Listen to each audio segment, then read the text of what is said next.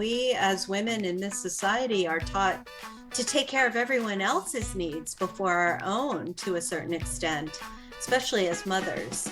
And I had unwittingly put all my eggs in the motherhood basket. I gave up a lucrative career. I was a political appointee in the Clinton administration. And after I had children, that heady time of being in politics and working on things that were in the news wasn't as important to me. But then when I became a mom, for 15 years of being at home, not practicing law, I lost myself somewhere along the way. Hello, you are listening to the Late Bloomer Living podcast, where we are reimagining and redefining what it means to be in midlife, where we are gathering energy, momentum, and excitement for our next chapter via candid conversations with other midlifers about their own pivots, pitfalls, and triumphs. I'm Yvonne Marchese, your host, and I'm so happy you're here. You know, sometimes life just comes crashing down around you and you're forced to dig deep to find resilience you didn't know you had. And then sometimes you are the driver of that change. My guest this week is Maria Leonard Olsen, and she has been on both sides of that equation. In her 50th year, she found herself lost as she was experiencing empty nester syndrome.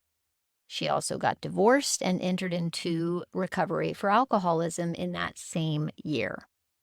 That trifecta led her to therapy, where she began to heal and eventually started to make active changes for a happier life. She's since written a book, a couple actually, more than a few. She produces a podcast and has been on the TED stage to talk about her journey in an effort to save others from thinking that they are alone in their struggle. I can't wait for you to meet her. But before we do, I want to know if you've been struggling to figure out your next chapter, feeling stuck and maybe a little lonely. Well, you can consider this your invitation to join the Midlife Uprising community so you don't have to go it alone. We gather on Zoom once a month for fun activities and get to know each other as we rethink what's possible as we age. You can get more information about that at midlifeuprising.com. I hope you'll join us. So, okay, without further ado, here's Maria Leonard Olsen. Let's go. All right. Maria, thank you so much for being with me today. Thank you for having me. It's awesome to have you here. We have had technical difficulties, I'm just going to say, going into this, and I'm just thrilled you're here. Thank you. Thanks. I think it's kind of a small universe of people working in the space to help people, women particularly in midlife, to live their best lives. And our paths have crossed several times. And I'm really glad that you were able to be on my podcast, Becoming Your Best Version, and that now I get to be on yours. I know. I love it. I love the back and forth. It's awesome.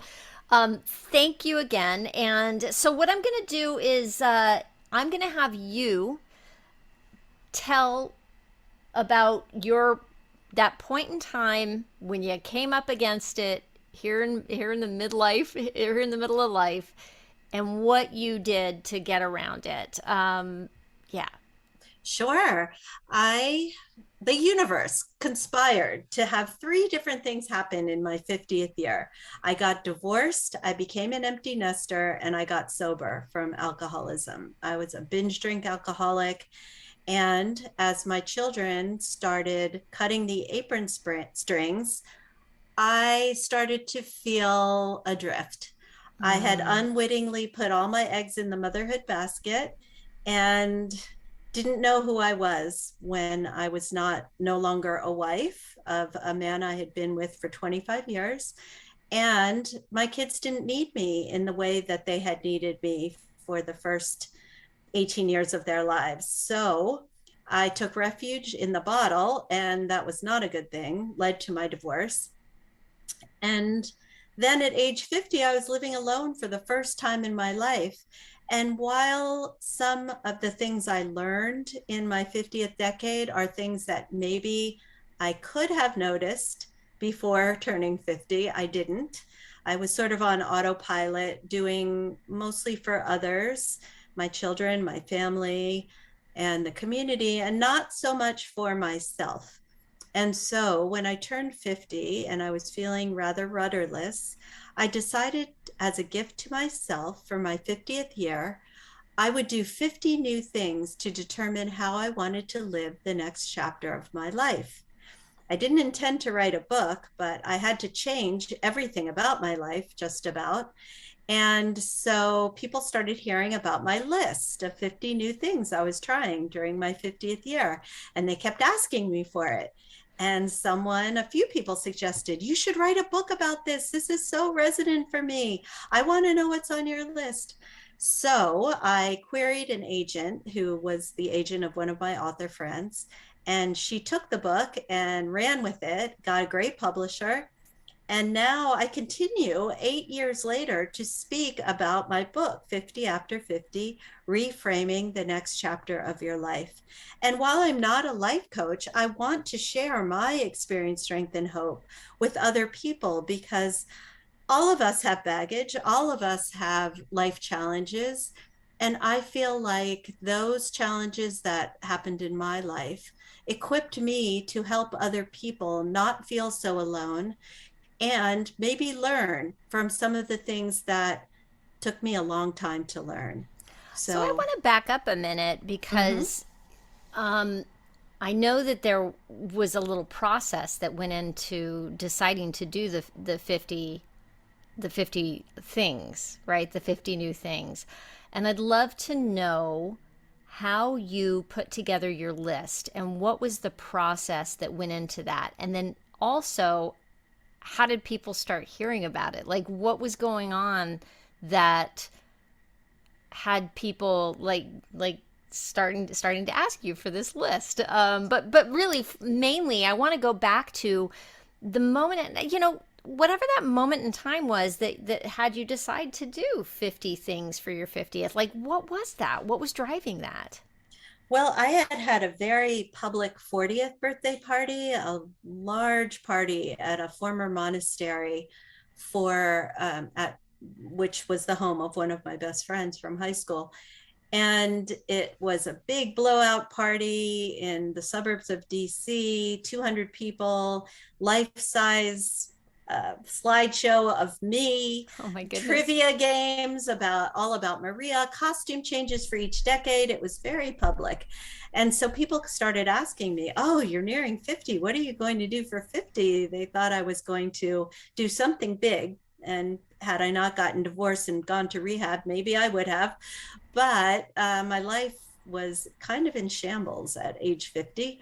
And I just wanted to hide. And someone suggested, well, why don't you try 50 new things? And that just sparked something in me.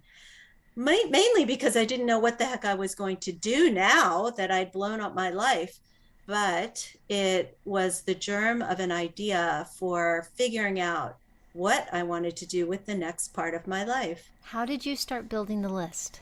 Well, I use the note function on my cell phone and I keep it dynamic. Now I'm writing a list 65 after 65.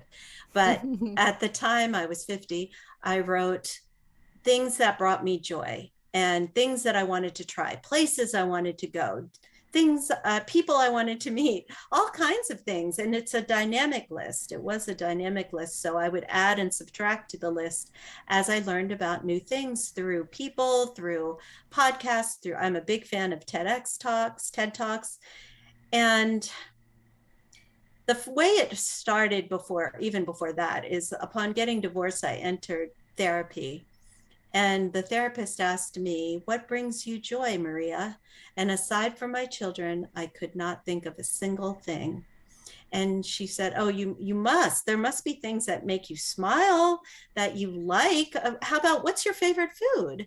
And so I said, well, chocolate ice cream. And so chocolate ice cream, trying the best chocolate ice cream was on my list.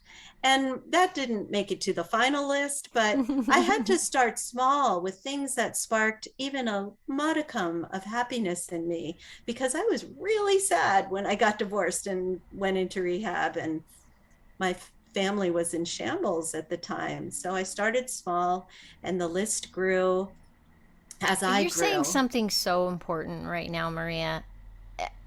I don't, I don't, the reason I'm stopping is because what you're saying just hit me like a sledgehammer, actually. The idea that you couldn't think of anything. Mm, And you can't go from 0 to 100, right? mm-hmm. And so I love that she started you with just thinking of something small. I think so often we want to change things. We want to change our life, and we want to see it all happen right away. And sometimes it does have to start with small self-care things. Absolutely. We as women in this society are taught to take care of everyone else's needs before our own to a certain extent, especially as mothers. And I had unwittingly put all my eggs in the motherhood basket. I gave up a lucrative career. I was a political appointee in the Clinton administration. And after I had children, that heady time of being in politics and working on things that were in the news wasn't as important to me. But then when I became a mom, for 15 years of being at home, not practicing law, I lost myself somewhere along the way. Yeah, Yes. I think that's very common. I personally stopped my theater career when I had kids, and I think I was already heading down that road. I was already a little disillusioned with the career part of being in the theater. It's Mm-hmm. it's a brutal path, Yes. and but I didn't know I was done until my first child was 2, and I started auditioning again after I had taken a break, and I started getting callbacks, and I realized that I didn't want to put that same energy. All my energy had gone into that career pre-kids, and Mm-hmm. then I was like, no, I don't have it to give, and I don't want to give it. I want to give all my energy here with my kids. But then there was this 5 years of not knowing who I was. Mm-hmm. Is I that kind of what your experience was? Like, I felt very adrift, and I felt very happy to be with my child and to have that opportunity to. I mean, the best and hardest thing I've ever done is become a mom, mm-hmm. but I was definitely lost in the sauce, you know? Yes, absolutely. I talk to many women who are adrift in midlife after their children start to push them away. And if we've done our job properly, they're supposed to start to push you away, even metaphorically, because if we do our job correctly, we're giving them the wings to be independent humans in the world. And I'm so grateful that I had the opportunity to be an at-home mom for a period of time, and that my kids are launched now and they're making their way in the world. The sticking point for me was I had a difficult transition from being their everything, their teacher, their cook, their chauffeur, everything, to being more of an advisor when asked, because I wanted to be their That's higher key, power. right? Yes, I wanted to be their higher power. And the fact of the matter is, I am not. They have their own higher power and their own journey. And that transition was really hard for me. Yeah. I think it contributed to my drinking problem. But going back to your point, I think that our passions change over our lifespans if we're lucky enough to live a long life. That our passions, my passion and yours, were our children for a period. But now our passions can change to something different. And I talk to people all the time about, if you don't make any choice or any change, that is a choice. You're choosing the safety of sameness. And that was not enough for me anymore. I felt unfulfilled in the sameness that was going on in my life. And this 50 After 50 project enabled me to just rediscover who I was at this phase in my life and what would lift me up and what would expand my horizons and my perspective, because my world became kind of small. um, Shuttling the kids around and talking to other moms principally, I wanted more, and Yeah. I found a way to find it, to get it, to get it. So on your list of 50, do you have one or two things that are standout, like like you have no regrets in trying those things, and they impact your life today? Yes, there are so many things, but I would say probably the categories of spiritual endeavors and lifestyle changes were the most impactful. And one of those spiritual endeavors included incorporating a regular meditation practice into my life. And for me, because I am a busy litigator by day, I am a big fan of the 16-second meditation, which is you breathe into a count of four, hold it for a count of four, and breathe out to a count of four and hold it out for a count of four. This practice throughout my day helps me remain centered when I'm triggered by a difficult opposing counsel or whatever it happens to be, traffic. I, in fact, use traffic, stoplights, stop signs as reminders, cues. Up, got to do a 16-second meditation to get myself back on the beam. And that has changed my life, because instead of reacting to life stimulus, I now respond with a little bit more thought and gentleness, because we can't make assumptions, or it is harmful to make assumptions about the way other people behave. And I try hard not to do that, because we're all on our own individual paths and we all may have difficulties that cause us to behave badly, like people who cut me off in traffic, for instance. So I'll do a Yeah. 16-second meditation and send them a blessing, thinking, well, Oh maybe my they got, gosh, I do the same thing, yeah, Maria. bad I have to tell diagnosis. you, I am not my best self behind the wheel because I Right. do get so frustrated with people, but when I am my best self, I am able to do that very thing, which is take a breath and think about the circumstances that that person might be in, that they're feel fully justified in making the decision that they made, right? Yes. Because they feel like they're under the gun, they need to do a thing. They've got to, and you start to think, there are times when I drive by cars and I look at the person next to me and I send them a little blessing, and I don't know what that does for them, but I know what it does for me. Right. And I Exactly. hope that blessing reaches them, and but what it does for me it lightens everything. It is Agree. unbelievably powerful Agree. practice. I love the idea of the 16-second meditation. Meditation has been huge for me, and being able to just manage and navigate the ups and downs of life. It's so funny. So many people say they can't meditate, but it doesn't have a walk can be a meditation. There's so many ways to meditate, and there's no such thing as doing it wrong. So many people feel like they've got to do it a certain way, right? Right. That's Yeah. true. That's true. What else did you do on your list that was a game changer for you? Well, I practice my own brand of minimalism, which for me consists of whenever I bring something new into my home, I get rid of two things, which I either donate or recycle or sell. I've made a lot of money selling almost every designer piece of clothing that I own, for instance, because I no longer need it. And I don't want my children to be saddled with a lot of stuff when it is my time to go. And I went through having to clean out the homes of my father and my stepfather, and it was difficult. It wasn't fun at all. So one of my favorite things to do is to travel, and the book contains descriptions of certain types of travel that I did. One includes a trip to Nepal, where I lived in the Himalayas, 8 hours from the closest road, where there was no running water and no electricity. And yes, I did use an outhouse for 2 months. But what that was, or became for me, was an exercise in cultivating gratitude. Gratitude for the fact that I live in this country, that I will have access to clean water and medical care, and I will eat something today, even if I'm homeless. There's a safety net here in this country that doesn't exist in a lot of developing nations.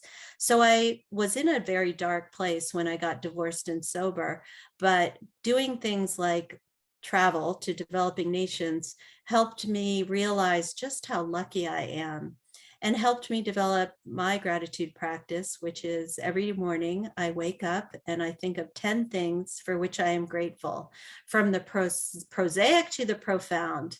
And that resets my frame of mind, my lens through which I look at the world, that I am lucky, I am blessed, I can walk, I can see. So many things for which to be grateful.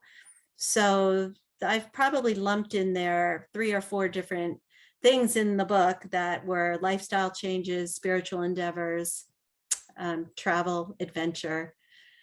There are 7 categories in the book of things that I did among the 50. And you don't need to wait till you're 50. Some of my children's 20-year-old friends have done 5 new things in a week or 1 new thing a month.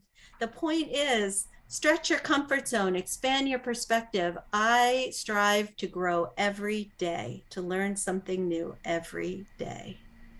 It's amazing. And you even ended up, I don't know if we talked about it. Did you ended up doing a TED Talk Oh, on yes, top of thank it all, you right? for mentioning that. I did at City University of New York in November, and the title is Using Life's Challenges as a Force for Good, because I believe that all of us go through life with challenges, and we can use those challenges to help other people not feel so alone in whatever they're going through. And for instance, 1 in 4 American women report that they have been sexually assaulted.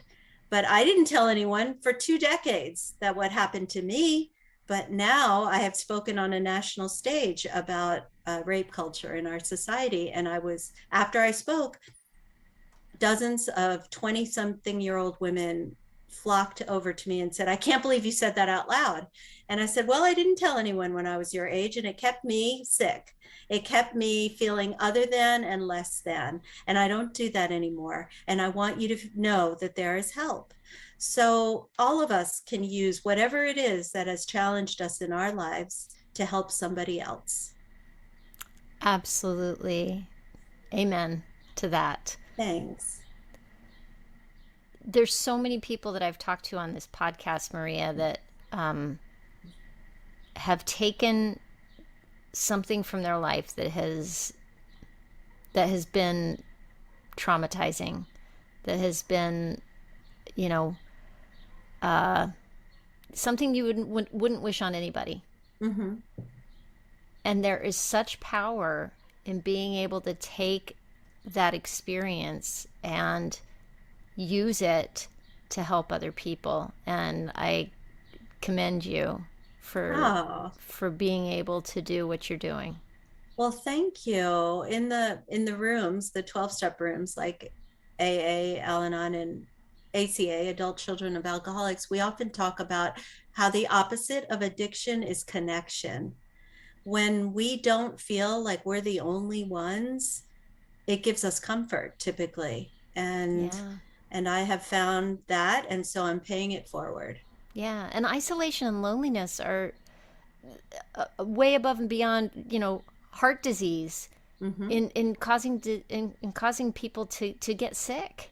Yes, it's true. There is so much power in connecting with people. And I mean, the more you give, the more you get.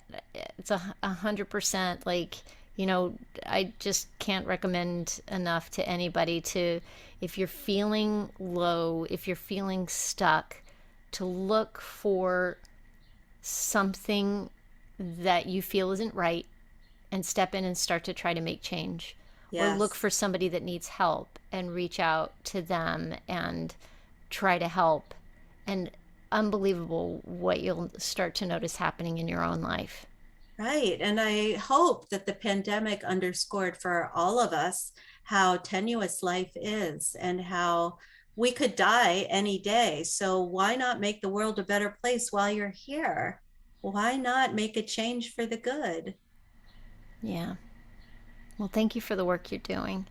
Thank you for the incredible light you bring to the world. Oh, Your Midlife Uprising Summit was outrageously good. You brought together women who are now in my life that I had never known, who have been on my podcast and who I am collaborating with on various projects, because you are someone who knows how to bring people together and how to share light with the world. I thank you right back. thank you. You're gonna make me cry.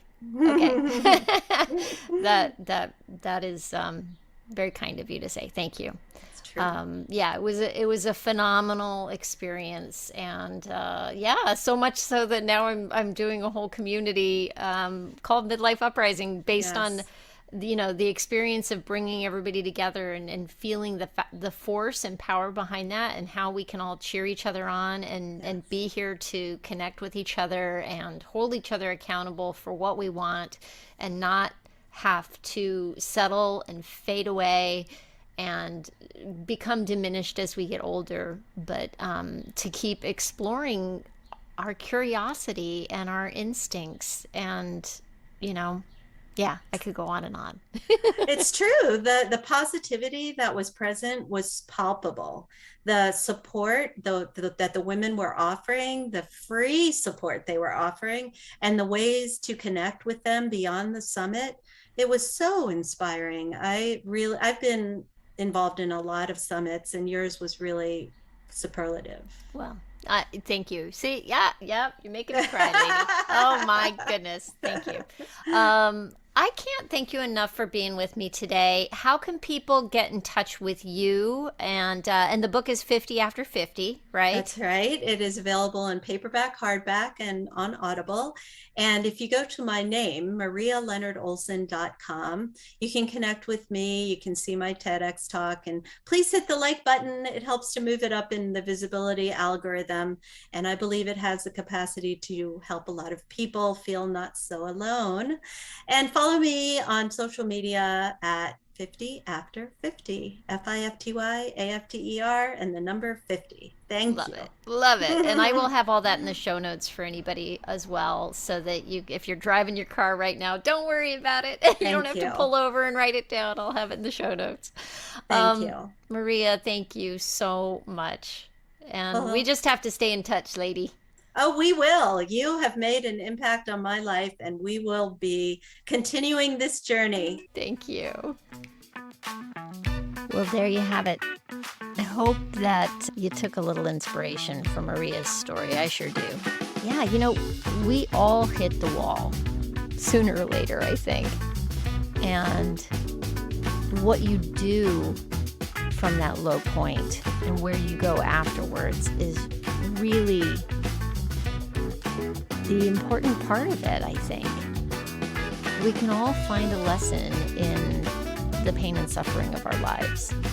And we have the opportunity to turn that around by helping others so that they don't have to go through it, or they don't feel alone as they're going through it. Yeah, I'm so bowled over, I guess would be the phrase, for what Maria has been on a mission to do. So I'm so glad you stuck with us here to the end. Want to remind you that if you're thinking you're curious about the Midlife Uprising community, I would love to have you join us, or just get in touch with me if you have any questions. If you want to look up the details about that, again, that's midlifeuprising.com. And you can always send me a question at latebloomerliving@gmail.com. Thank you so much for being with me. I hope you have a fantastic week. Stay safe and well. Talk soon.